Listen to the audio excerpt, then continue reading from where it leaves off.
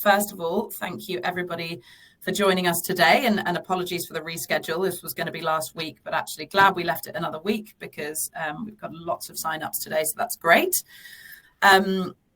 I wanted to first start off with some quick introductions to myself and Josh, and then we'll get into the session. So I'm Kat. Hello, if I haven't met you before. I'm the co-founder and CEO of Trace. My co-founder, Joanna, and I launched Trace in 2020 with a simple mission to enable every business to reach net zero emissions. Trace is a software platform designed for small to medium enterprise that understand the role they play in creating a sustainable future, but need some help to get there. Frankly, it's a long road to net zero, so our goal is to make it educational and fun, but we'll come on to that later. And I'm thrilled to welcome Josh Geelan today, partner at KPMG. He's part of the High Growth Ventures team and the leader of KPMG's mid-market ESG and sustainability team nationally. Josh is a trained accountant. He's a previous co-founder of a cloud tech and mobile app startup in the US. He's an ex-officer cadet and frankly, an incredibly smart, kind and interesting person. So I'm thrilled to co-host this session with him today. Josh, do you want to give a quick intro about your role at KPMG? Thanks, Kat. I think you covered it pretty well. And look, welcome to everybody on today's call. But effectively, you're right. So my role is to work with what we call our mid-market practice. That ranges from High Growth Ventures. So KPMG High Growth Ventures has about 250 startups and scaleups that we work with, right from pre-seed through to some global unicorns, including Tesla and Canva. But also I work in our family and private practice. So I work with a lot of family offices, family businesses, venture capital and private equity funds on their ESG journeys as well. Fantastic. Thank you, Josh. So probably a bit of a mix of people that have heard of either Trace or KPMG High Growth Ventures on this call, or hopefully both. So thank you all for joining us.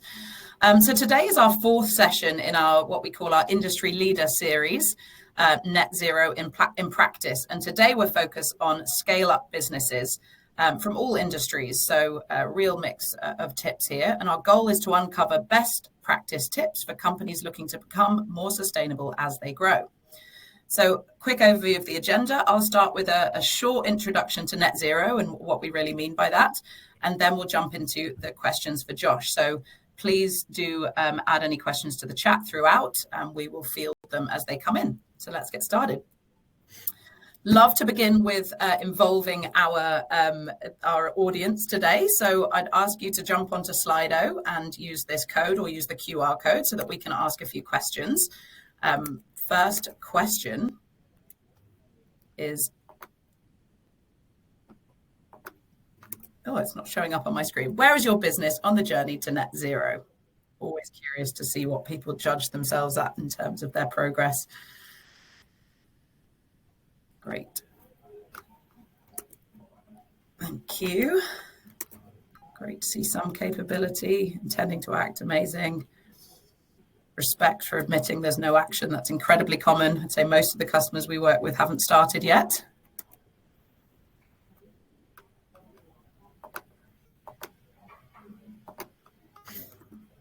Fantastic, 9 or so. Oh, great to see there's actually a couple that are already on the journey and actively decarbonizing. Brilliant. So we've got a really good mix here. But I think on the journey is exactly who we're kind of targeted at. It's people that recognize there's work to do, want to get involved, but understand that getting to net zero we've got a long way to go. So hopefully today we'll provide some actionable insights for anyone, whether they're right at the start or actively decarbonizing. Let's give a couple more. Can we get to 15? And then we can get a good sense of the group. Fab. I think I'll leave it there. Thank you so much for all answering that. I think great to see there's some capability. So let's start off first with why we even care. Like why should a scaling company be a climate conscious business? I'm sure you're all busy. I know I am. There's a million priorities in your day-to-day life. So you might think that what does climate really mean to my company if it's a software company or not something that you think directly impacts climate? Well, the simple answer is that all the stats show that green business is better business. So there's so many benefits. Firstly, being more energy efficient can actually save you money. Many stats show that you can reduce operating costs by about 10% if you focus on energy efficiency, water efficiency, etc. The second is that all consumer research points to the fact that consumers do care and prefer to spend money with sustainable brands. That's both business to consumer and business to business. All of you are buyers, and people tend to prefer to spend their money with companies that resonate with their values, which more often than not have a climate or sustainability lens to them. The final one, and I'll touch on a bit more about the legislation at the end of my presentation, is that there's a raft of legislations being drafted at the moment and standards that have recently come out, which will actually mandate every company to disclose their climate risks and their carbon emissions.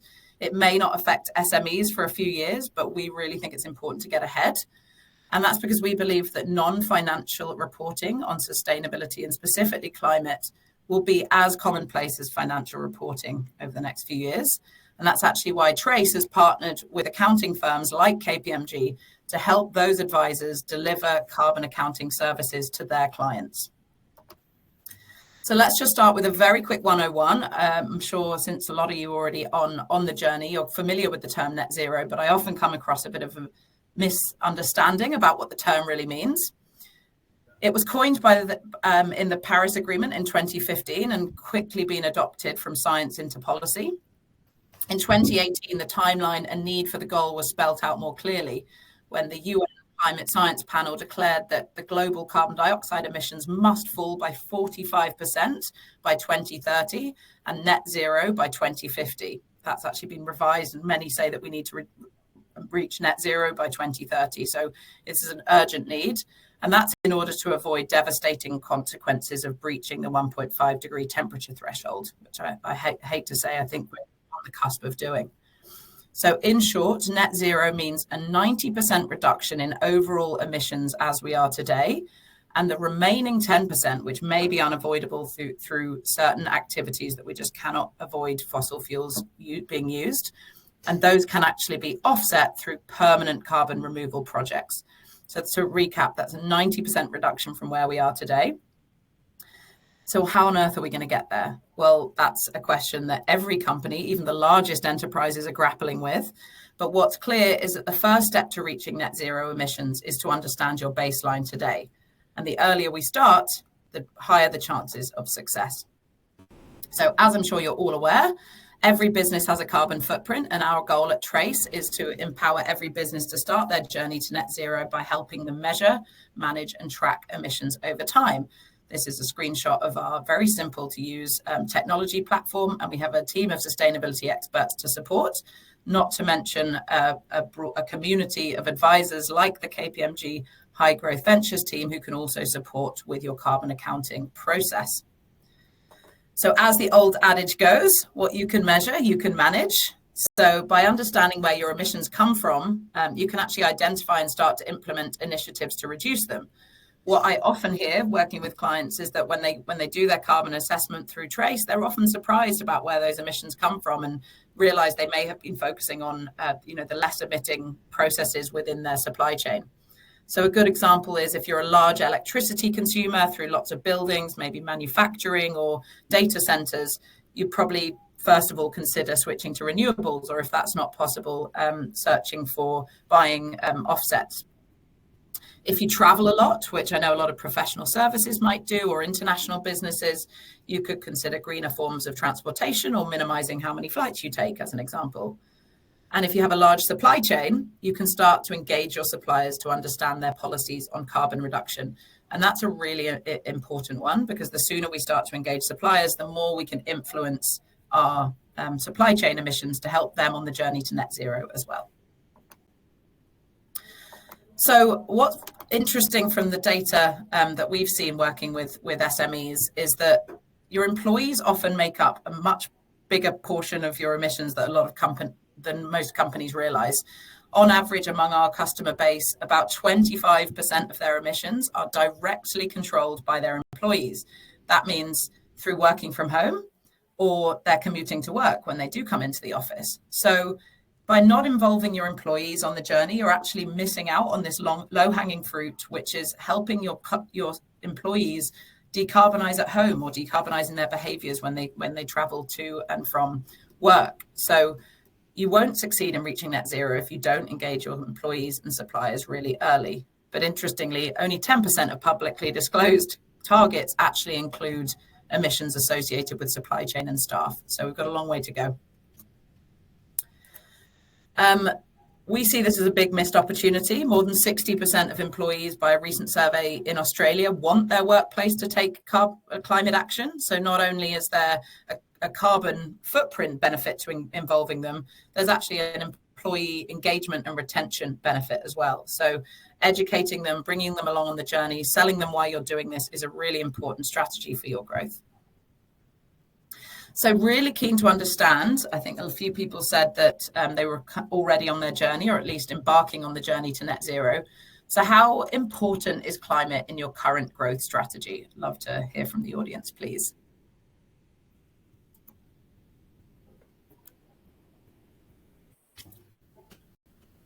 Wow, starting with the two most extreme there, love it. Brilliant. Yeah, interesting. That's great to see so many 4s and 5s, and I appreciate that for some it's not a top priority, so I'm glad you're here to learn. For those who have just joined us in the last 15 minutes, the QR code in the top left-hand corner of that slide will send you through to our active polls. You'll also get access to a running Q&A. So for those of you who have burning questions, as we kind of run through this first part of the session, which is education first, and we'll move into interaction second, please feel free to post those questions there. Amazing. This is so good to see. So what are we averaging at? About 3.8. I just think that's incredibly impressive because, you know, we are in a difficult time economically with funding environments as they are. So I'm sure for many scale-up companies, you've got a lot of other priorities. So to see climate so high up the agenda is incredible to see. And hopefully it resonates with you, the reasons why it's important to act today. Amazing. So before I hand over to Josh, let me just cover off the regulatory environment, because it is something that is evolving incredibly fast. So today, what are the mandatory reporting requirements for businesses? Well, the short answer is in Australia, there's actually very little mandatory requirements today, but we really see that changing. So the Australian government clean energy regulator mandates that extremely high emitting companies must report their scope 1 and 2 emissions, which generally applies to the energy generators, mining companies, large manufacturers. So I'm going to assume probably no one on this call. The Task Force for Climate-Related Financial Disclosures, the TCFD, which you've probably heard the phrase before, is a global framework to help companies and their organization and other organizations disclose climate-related risks and opportunities. It is a voluntary standard, but interestingly, in 2021, Australia actually had the 4th largest number of disclosures in the world. So there's actually some great voluntary action happening in Australia today. And in the last, I guess, probably month or two, the IFRS, which is the financial reporting body, has actually released what's known as the ISSB standards, which are the international gold standard for investor-focused sustainability reporting. Now, this includes climate and actually requires companies that fall under this standard to report all scopes of their emissions. So not just their direct emissions, but their supply chain emissions as well. The standards are not yet integrated into Australian law, but the Australian Treasury has initiated a consultation process, which is moving really quickly due to pressure from investors and businesses because they want to see standardized sustainability reporting, in particular climate. So to summarize, there's very few companies in Australia that are mandated to report their emissions today, but we expect this to come into effect in the next 12 months. Now, even if your company wouldn't meet the criteria for mandatory reporting, the reason it may affect you is because if you service some of these larger clients that have set net zero standards or are required to report all of their emissions, including their supply chain, if you're in their supply chain, your emissions are their emissions. And we've got several companies, several customers that come to us and say, we've just been asked to do an RFP, or we've just gone through a procurement cycle with one of our enterprise clients, and they've asked what our emissions are, and we just don't know. So oftentimes it's through their clients that they get inspired to act. So it's a great opportunity if you can actually get ahead of that. So I'm going to stop talking now and hand over to Josh, the man that I'm sure you're here to listen to. We've got a few questions laid out for him here, but equally would love to hand it to the floor as well. So please do pop your questions in there. Josh, thank you for your patience as I went through a bit of a 101.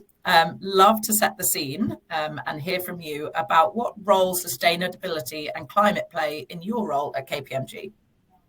Awesome. Thanks, Kat. So I'd just like to start with, I guess, the why and KPMG's approach to this, and then my personal approach as well. So for the firm, we don't see ESG as something you do. It's got to be everything you do. It's got to be a watermark across your business. And in doing so, it becomes good business. But if you think of ESG as being a compliance or a pain or one of those sort of things, you're not going to get the value proposition from it. So what you want, and I'm a big fan of Ian Silk and his approach that Australian Super took, was you need to create a way to create value from values. And you can certainly do it.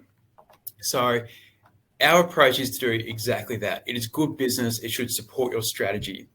In terms of the why, particularly in startups and equally in our firm, and I'm sure in your businesses as well, there are three main whys that we see. And I work with high growth ventures, also family offices, private companies, etc. So this is what I see in that market. Number one is people, access to talent. It's a very tight labour market out there. And for a lot of startups, they rely on younger and diverse workforces, where this is actually really important to them.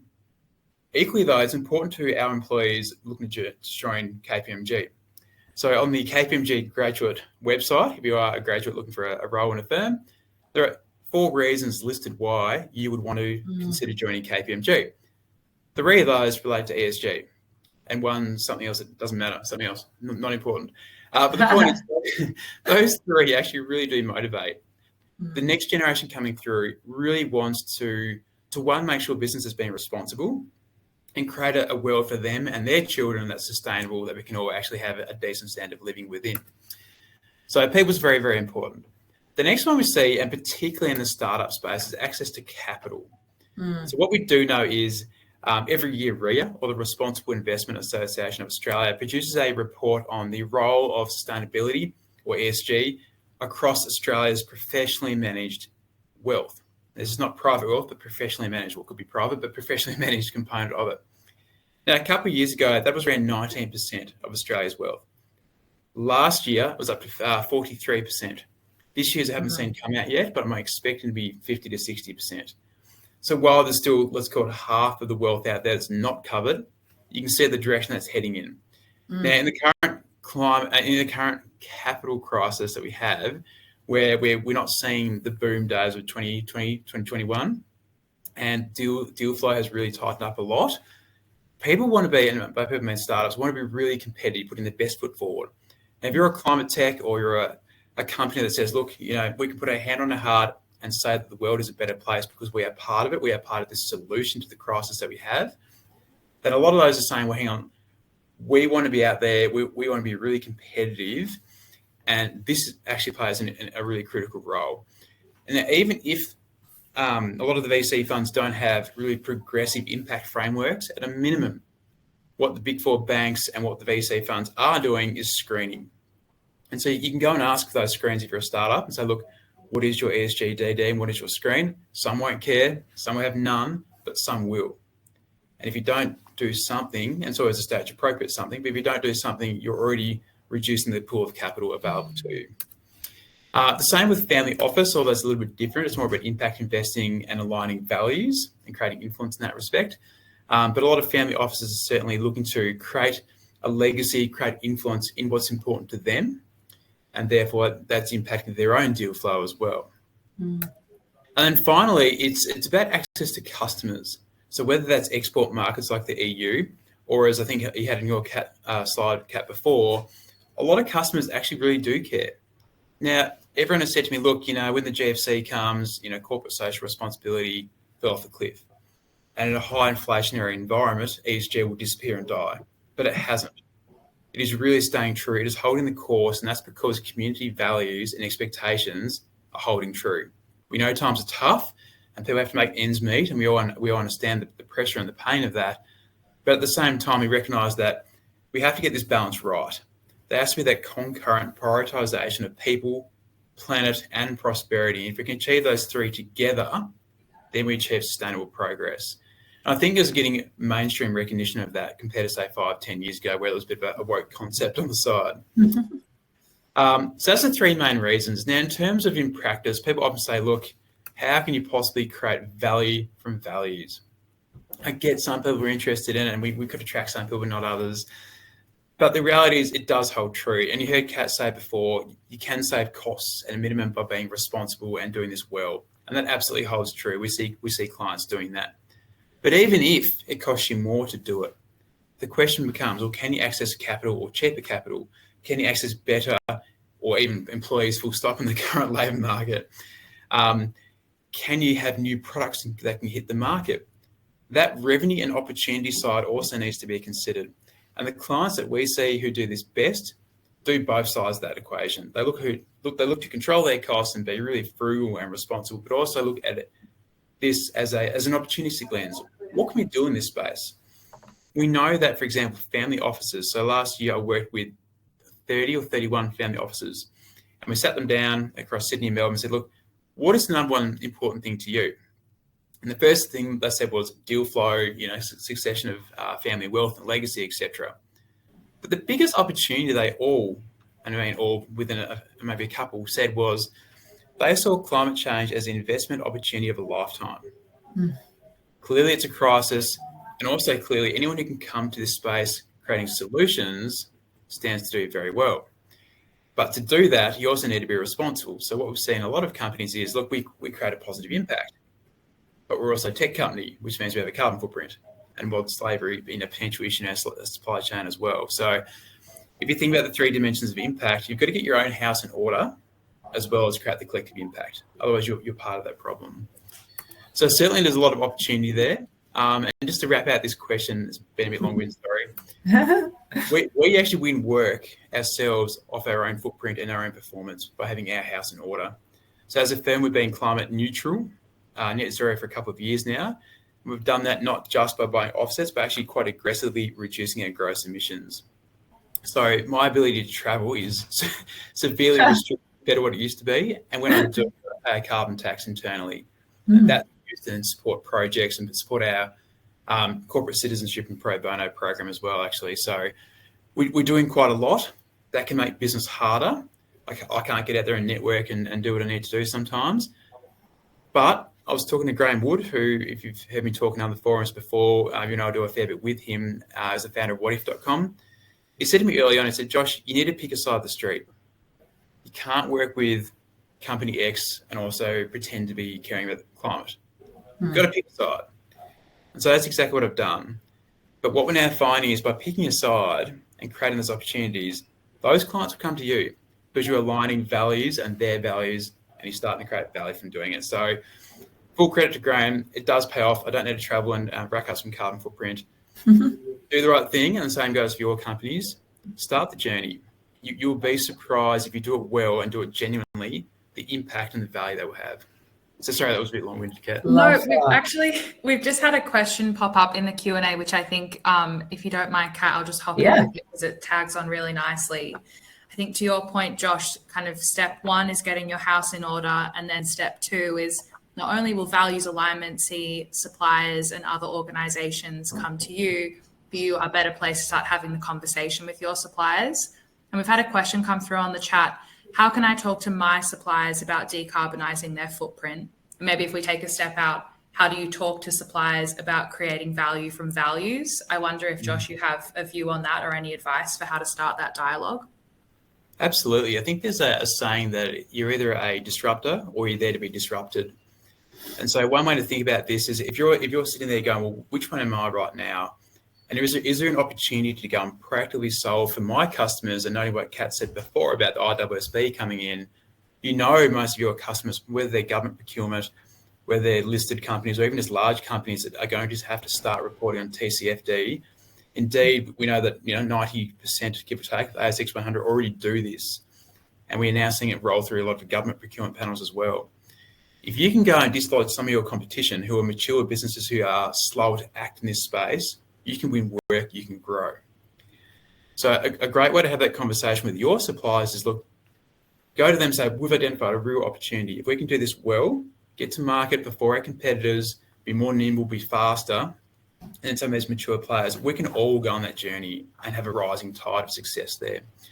So you have to treat it in a opportunistic way that creates a real commercial and sustainable pathway for your suppliers. Otherwise, they will see it as compliance, and to be honest, a pain in the arse in a lot of cases. So that is always the pushback. We get a lot of hesitation on Scope 3 emissions where clients say, and I'm sure you see it through at Trace all the time as well, oh, look, I don't want to go upset the apple cart. I've got one supplier, they're critical, and they probably are. I don't want to upset them. If I lose them and they say it's just too hard, then we're stuffed, and maybe you are. But likewise, if you don't start reporting, ultimately you're going to be stuffed anyway because you won't be eligible for the procurement. Now, that was not true a year or two ago, but it's increasingly true now. So I reckon in the last 6 months, for the first time in my career, we've seen companies come to us and say, look, what is this ESG thing and what the hell's it ton or credit or whatever? I've just gone to do a tender or a procurement on something and they're asking about what my footprint is and my decarb pathway. I've got no idea what it is, but I need one by tomorrow because it's industry. Now, my point for them is, well, don't let these things come and slap you on the face. Buy the space now to plan out what your footprint is, good, bad or indifferent. Buy time to get it right and reduce it. And take your suppliers on that journey, because if you can do it early and do it well, you buy time for everyone to do this well and win. Oh, great point, Josh. And yeah, we certainly have that reluctance as well from clients that say, like, really, should we be being this kind of aggressive to our suppliers? But I think you don't need to make the bar so high that you won't work with a supplier unless they have an SBTi net zero target, as an example. It could just be as simple as, do you measure your emissions, yes or no? And just even by asking that question throughout the procurement cycle, it's making people think, gosh, that's probably something we need to do in order to win business. So there's a huge power in just asking questions to prompt action, I think is what we find. Yeah, and you'll certainly win work and opportunities and values aligned people in the community as well. The more you can do it and do it well and then demonstrate that, and certainly the use of platforms like Trace, help make that easy. Like, don't try and do it in an Excel sheet. Yeah. Make it a simple thing, because we do see this done well, and it does win work, it does win talent. Where it's done poorly or not in a genuine way, then it will come and bite you. Oh, that's so true. I think the authenticity piece is something we see time and time again. It's better to a small amount well and then have a plan to bite off the rest over time than to try and kind of fake your way to net zero, which people will see through in an instant. So yeah, great point. I think you've covered off, Josh, the second part very succinctly and well around kind of why it should matter to a scale up and a startup, and indeed why it matters to investors to take climate action. I'm curious to know more personally, Josh, why it's important to you as an industry leader to be measuring, managing and influencing emissions within KPMG and your client base. Great question. I've been called a capitalist greenie a few times, so I think it's an interesting way to position it. I don't know where I sit on any of those terms, but it's an interesting way to think about it. So for me personally, clearly we exist to create wealth opportunities. I advise startups on how to grow a business. They're all there to create wealth and exits for themselves. So I would never say that capitalism or making a profit or wealth is a dirty word, but at the same time, it's about that concurrent prioritization. And I think that the better you do those things, the better the overall outcome is. So if you can link sustainability and commercial objectives together and create good business as the reason for doing it, you can absolutely achieve both. And so my perspective in that is, well, why the hell would you not do that? It's not a dichotomy. So we've got to reduce this conversation about, well, you're either a greenie and therefore a charity and care about the environment and nothing else, or you're a capitalist and there to make money. Yes, those people might exist, but there's actually a middle ground. We can actually do both. Now, I grew up in Tasmania where for many years we had this really polarizing debate about forestry. And you're either seen as a pro-forester, in which case you hated greenies and it's all about chopping down anything to make money, or you're a greenie, in which case you didn't work, you obliged off the government and hug trees. There was nothing in the middle. It was just you one or the other, and it was a really polarizing debate. Now that all got washed away for a whole bunch of reasons, due to the Greens movement, and also people like Graham Wood buying the pulp mill, what was the world's biggest pulp mill at the time, and then just closing it. But these days, certainly, I think there's a lot greater recognition by mainstream that actually we can make money and do good. And that's a real thing. And when you see people like Ian Silk, previous CEO of Australian Super, stand up and say, we can do this, we can make money. When you see family offices who are now investing in impact and coming out and saying, look, impact investing isn't a charity, it's not a grants and family giving program. We are making 14 and 15% per annum returns on our impact investments. And for several families, we know that their impact investments are outperforming their traditional corpus and family investments. Wow. So why would you not do that? Yeah. So my personal drive is, like everyone or most people, I have kids. I want a sustainable future for them, of course. But my underlying passion is that these things can be achieved. It's not a woke conversation about one side or the other. It is good business for mainstream. If you do it well, it will add value. Love that. That's so good. And it's interesting how people's narrative is often informed by where they live or their upbringing, and then often accelerated by having a family or looking at the younger generation. I've certainly heard that before. But as you pointed out, it doesn't happen overnight. You do have to do it well and authentically, which I think can sometimes be a bit of a deterrent because, a CEO or a leader of a business that's got a million other things to worry about, might put sustainability, ESG in the too hard basket, which is exactly what myself and Trace exists to try and overcome. But I'd love to know, in your experience, what the first steps are for a scale up or startup to start becoming more sustainable. Well, it's a great question, one we get asked, pardon me, a lot. I'd just like to say there's never a good time to start, but that time is now. Okay, so you want to do this well, you want to go on that journey. The clients we see who do this well and actually achieve that value proposition are the ones who start early, do it really genuinely, and really engage their people, both their people and their communities and stakeholders fully. Actually go and listen to them, work out, one, who they are, and two, what do they really care about? So think about it as, who are our stakeholders? What do they actually care about? So don't just take a punt about what they care about. Actually go and ask them. And sometimes you might be surprised just how much they care, and what topics they care about as well. And we get that alignment around, okay, so we care about this and our stakeholders care about this. That is clearly a space that you need to move on right now and start planning for. No one is expecting you to be perfect tomorrow. What they are expecting is recognition that we need to get down that pathway, and it does need a degree of urgency for sure, as you mentioned earlier on, Kat, around 2030 or 2050. But practically, can we solve it tomorrow? No, not really. But can we put a 5-year plan in place? Yes.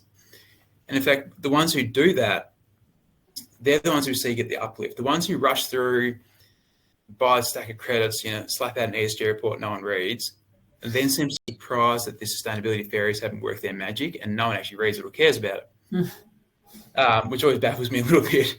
But the ones who go through and do it properly, take their people on the journey, actually listen, are really genuine and transparent about it, they tend to succeed and see the value proposition come through.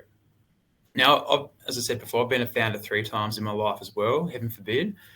And certainly when I was a founder, if someone had told, this is 10 years ago, if someone had told me I had to start reporting on my carbon footprint, I would have been pretty unhappy because I was so busy trying to pay bills and grow the business and put out fires every day. That was just one more thing on my plate. I wouldn't have been stoked by the concept. But likewise, there wasn't any easy solution or tools out there to help me do it. It was a very manual, clunky thing. So these days, it is a lot easier. You can work out what your footprint is. You can work out what your strategy needs to be. You can start your journey. And as startups always say, make it stage appropriate. If you're thinking about an exit, by the time you exit, whether it's a wholesale or whether it's a listing on the ASX, you will need to have really robust ESG performance and credentials. Full stop. But if you're a pre-seed, no one is expecting you to have this amazing ESG program in place. What they do expect is a pathway from pre-seed through to exit that's logical and shows progress. So what I often suggest is that at a minimum, work out what your ambition is. Where do we want to be? Is the world a better place because we're here? If you can say yes to that question, then great. How can we leverage that? That's a great narrative to get out there. If the answer is no, then you've maybe got some work to do.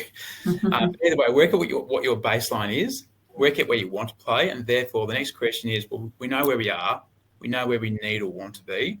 What is that gap? And how long do we have to bridge that gap? And therefore, what's the best strategy?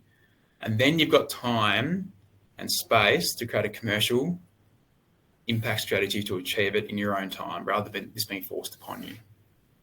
Love that.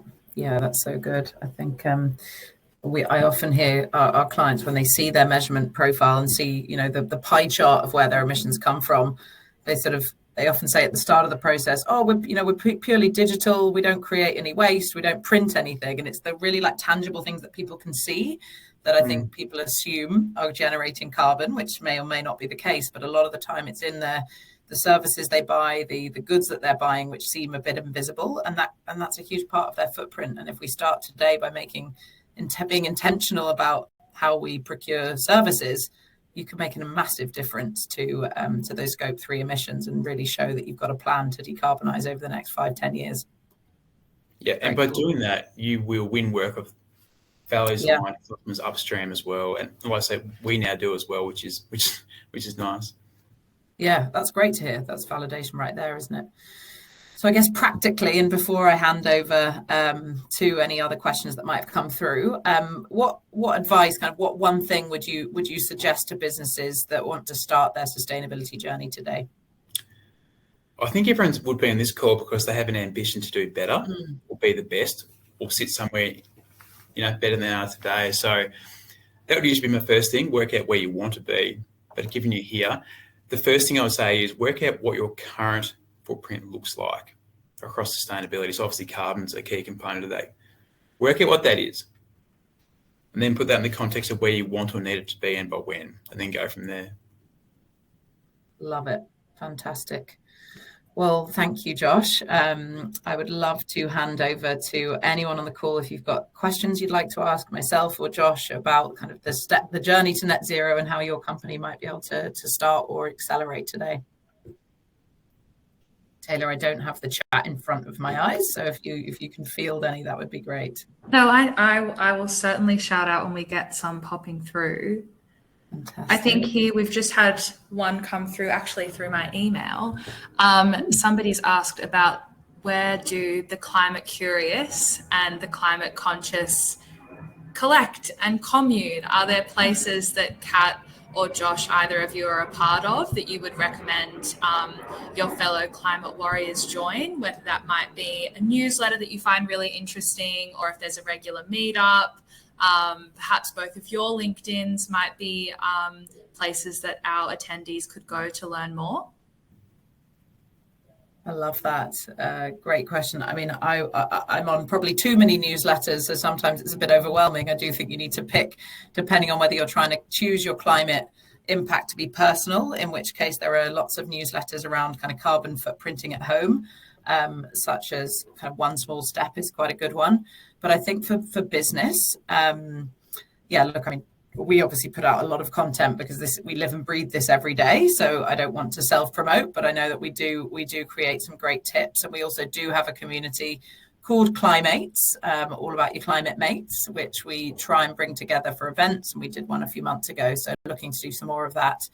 We're also a very soon to be B Corp. And I hope that, I'm sure there's some people on the call that either already are B Corps or considering becoming a B Corp. And that is one of the most active and impressive communities in my mind of companies that just really want to have benefit on the world. And it covers much more than just climate as well, which is wonderful. And they have coffee meetups that you can go to, even if you're not a B Corp, but kind of curious to learn more about how and why. So I do recommend going to one of the B Lab events if you can do. Josh, for those who are startups as well, definitely have a look at Climate Salad. Also, StartMate, they have got a really good climate tech fellowship program. Great point. Particularly if you're in the business of raising capital or intend to, or attracting staff. So a lot of investors will monitor those watering holes, for want of a better word, and you obviously want to be seen amongst those communities, but also go there and learn. What are other founders doing? What are they hearing? What are they doing well, poorly, etc.? That's a great place to go. It doesn't cost a lot of money, / it's free most of the time anyway. So get amongst as many of those forums as you can and network with your peers in that space as best you can as well. Amazing. I've got 2 more questions. The first one is, how can you score ESG? That's come through on Slido. If that registered attendee is on the call, please feel free to unmute and potentially add a bit more context to that question. But Josh, I feel like you talk about ESG scores quite a bit, or have to advise your own ventures that work with you. What are some of the ways that we score ESG? So it's a real nightmare. So there are more than 500 frameworks out there for ESG. So effectively, if you think about it, sustainability is the outcome. Okay, so ESG is the measure of performance.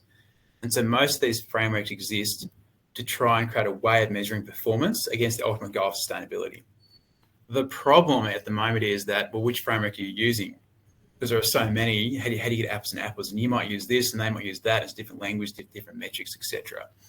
So if you look at the ASX 100, most of those companies are doing ESG reporting on multiple frameworks, which is why it's a nightmare. Now, if you're a startup, there's no way you are going to go and adopt 5 different frameworks and publish 5 different reports. It's practically impossible, and you won't get a value proposition from it in most cases. So the question becomes, well, how do you measure performance? Once again, if you're a listed company, there are ESG ratings agencies out there who use their methodologies and actually go and assess publicly available information and give you an ESG score. But once again, publicly available information. They can't come and lift the Komodo and see what's under the scenes. They can't go and talk to your employees. And so it's a very linear and narrow view of the world in a lot of cases, and becomes a bit of a tick the box and compliance activity, unfortunately, sometimes. So in terms of how you score, you can certainly go through, and the way I would suggest to do it is work out who your stakeholders are and what's important to them. Work out what's important to you and get those material topics to both parties. Use that to inform which framework's the best fit for you based on your sector and those stakeholders and what's important to them. Use that framework, and that'll have the methodologies and the approach around how you should measure that performance, and do it obviously really genuinely as well, and go down that pathway. Now, with the IWSB coming, and obviously TCFD, TNFD, and common frameworks, that will help. But certainly I don't see the day anytime soon where the GRI and the work from the SDGs will disappear. So I certainly think there'll still be a lot of apples and oranges going for a long time. That's so true. I think all I would add in this, this kind of relates to Joseph's question in the chat, that everything comes down to transparency. You know, if you've just made a kind of estimate of your carbon emissions, or you know, you want to get better at diversity and inclusion, and you come up with your own metrics to measure that, it's really more about the trends and which direction they're going in than being able to compare like for like to other companies. Because to Josh's point, everybody measures in a slightly different way. So it is difficult to compare apples to apples.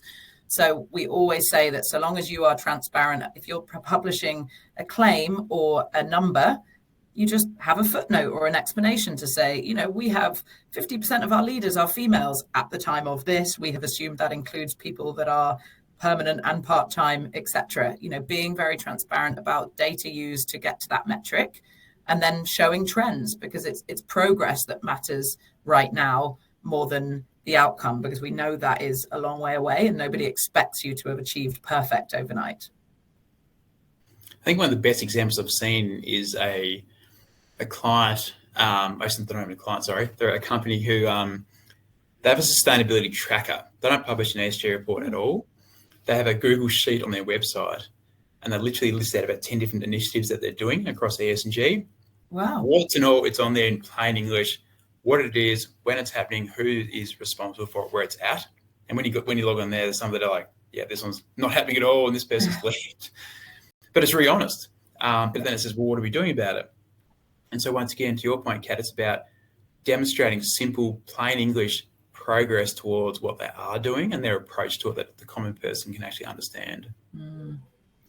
Yeah, because I think I'd love to see that tracker. That sounds fantastic. Maybe you could share it with the group later.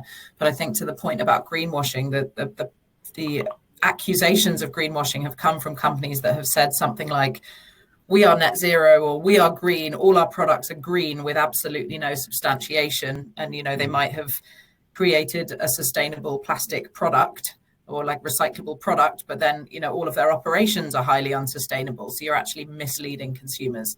So the real important thing around greenwashing is just to be very transparent about any claims that you're making, and calling out where there are gaps, because there will always be gaps. Transparency is king, I think. Yeah, the way I view greenwashing is that it's just be honest. Yeah. It's the same as any other misrepresentation you make. If you misrepresent something to investors, then it's fraud. So to me, greenwashing is the same thing. If you're not telling the truth and it's not genuine, then it's fraud, and that's greenwashing. That's my personal view. So any claim you make, just make sure that, one, it's the truth, to put it simply, and then secondly, make sure it can be substantiated. So it's backed on data, where appropriate, science. And if you're going to make a commitment like, we will be net zero by hopefully 2030, make sure it's a true thing. So it needs to be in the minutes, it needs to be in the budget, it needs to be in your strategy.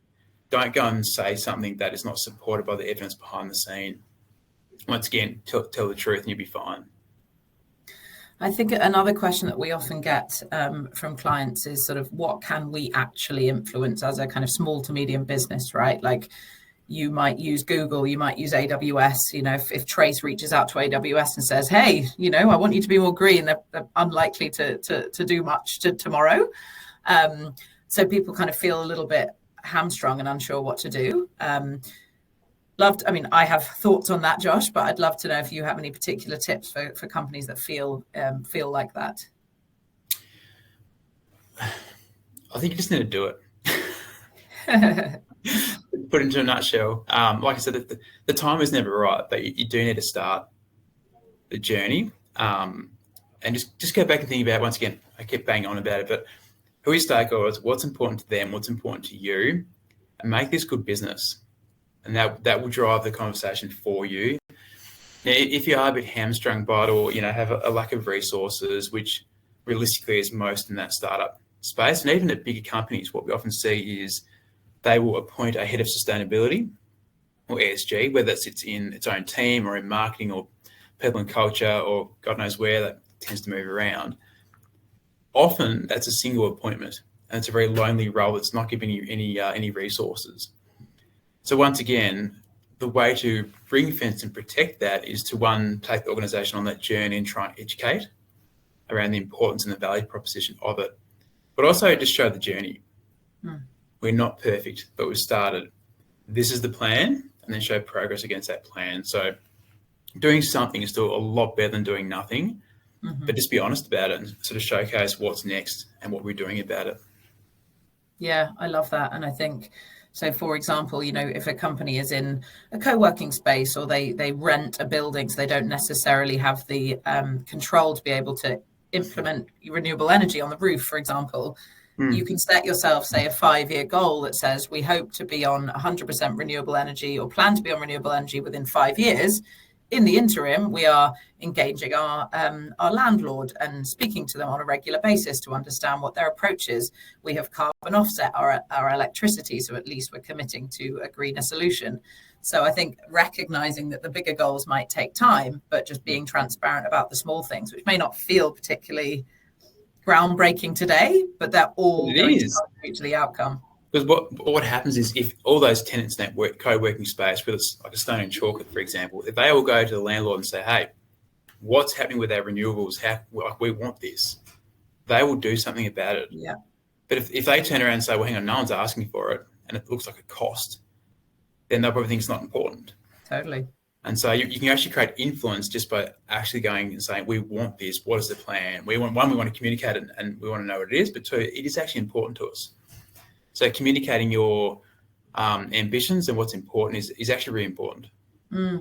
Absolutely. Same with employees, right? You might not be able to get every employee to switch to green energy at home in the near term, but you can commit to educating them in the next year about their footprint, as an example, and that's a step in the right direction. So if you can set your long-term goals, you can then break that down into what are the smaller and more manageable steps that will eventually result in that outcome.